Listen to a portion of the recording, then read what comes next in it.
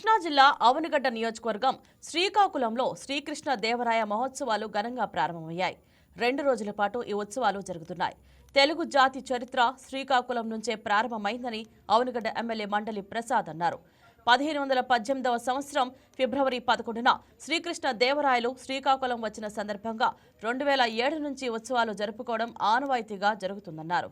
శ్రీకృష్ణ దేవరాయల పేరు చెబితేనే తెలుగు ప్రజలు మంత్రముగ్ధులవుతారన్నారు. తెలుగు జాతికి శ్రీకృష్ణ దేవరాయలు చేసిన మహోపకారాన్ని స్మరించుకునేందుకు ఈ మహోత్సవాలు నిర్వహిస్తున్నామని వెల్లడించారు. ఈ శ్రీకాకుళం మహిమాన్వితైన గ్రామం ఇది. తెలుగు జాతి చరిత్ర శ్రీకాకుళంతోనే ప్రారంభమైంది. మొట్టమొదటి ఆంధ్ర రాజులు రాజధానిగా పరిపాలించబడింది శ్రీకాకుళం నుంచే అని చెప్పి మన పురాణాలు తెలియజేస్తున్నాయి.